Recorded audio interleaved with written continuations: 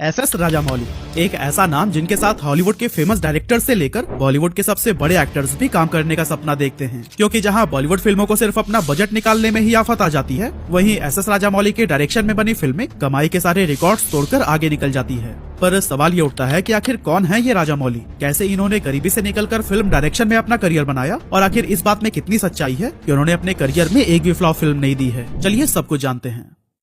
तो दोस्तों, देश के सबसे महंगे डायरेक्टर माने जाने वाले एसएस राजामौली का पूरा नाम आपको पता है? ये है कोडूरी श्री शैलाश्री राजामौली। 1973 में कर्नाटक के अमरेश्वर कैंप नाम के एक गांव में जन्मे राजामौली जी के पिता screen writer we Vijendra Prasad ji हैं। वैसे अगर आप साउथ इंडियन फिल्मों के शौकीन हैं, तो इनके पिता को तो आप जानते ही होंगे, क्योंकि RRR, बाहुबली और मगधीरा जैसी बहुत सारे हिट मूवीज की स्क्रिप्ट इन्होंने ही लिखी है। खैर, अगर हम बात करें एसएस राजामौली जी की अर्ली लाइफ की, तो आज भले ही वो काफी अमीर हैं, पर हमेशा से ऐसा नहीं था। वैसे तो राजामौली जी के दादाजी एक बहुत ही अमीर और जमींदार आदमी थे, जिनके पास करीब 360 एकड़ जमीन थी और उस टाइम पर फैमिली की लाइफ भी बहुत अच्छे से गुजर रही थी। लेकिन पिता और चाचा पर फिल्में बनाने का ऐसा जुनून सवार हुआ कि उन्होंने सारी जमीनें ही बेच डाली। पर बदकिस्मती से इनमें से कई फिल्में कंप्लीट नहीं हो सकी और कुछ पूरी हुई भी तो सिनेमाघरों में इतनी बुरी तरह से पिट गई कि इनका पूरा परिवार सड़क पर आ गया। इस फेलियर के बाद से राजामौली की फैमिली बहुत ही बड़े डेट ट्रैप में फंस चुकी थी, जिसके बाद से एक बड़े से घर से निकलकर पूरी फैमिली को 2 कमरे वाले अपार्टमेंट में शिफ्ट होना पड़ा और इस 2 कमरे में ही परिवार के 13 सदस्य रहा करते थे। उस समय एसएस राजामौली की उम्र सिर्फ 10 साल के आसपास थी और इस बदहाली ने उनके दिमाग पर बहुत ही गहरा असर डाला।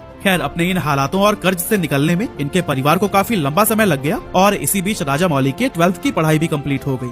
लेकिन कमाल की बात तो ये थी कि आज के समय के इतने बड़े डायरेक्टर को अपने अर्ली 20s तक ये समझ नहीं आता था कि आखिर उन्हें अपनी लाइफ में करना क्या है। कैरियर को लेकर इस तरह की लापरवाही उनके पिता को बिल्कुल भी पसंद नहीं आती थी, इसीलिए राजामौली को हमेशा उनसे डांट सुननी पड़ती और इस बात का मजा उनके रिश्तेदार भी लेने लगे थे। इसीलिए जब भी वो उनके घर आते थे तो जानबूझकर इस सवाल को छेड़ देते कि बेटा आगे क्या करना है, अब इसका जवाब क्या देना है। ये बात ना तो राजामौली को समझ आती थी और न ही उनके घर वालों को। कभी कभी तो वो इस तरह के सवालों से तंग आकर यह कह देते थे कि मैं म्यूजिक कंपोजर बनना चाहता हूँ। असल में राजामौली के उनके कजन MM कीरावानी के साथ बहुत अच्छी बॉन्डिंग थी और उन्होंने कीरावानी को म्यूजिक के लिए काफी पैशनेट देखा था। अब राजामौली के पास अपना खुद का तो कोई फ्यूचर प्लान था नहीं, इसीलिए उन्हीं से ही इंस्पायर होकर वो बोल दिया करते थे कि मैं आगे जाकर म्यूजिक कंपोज करूंगा।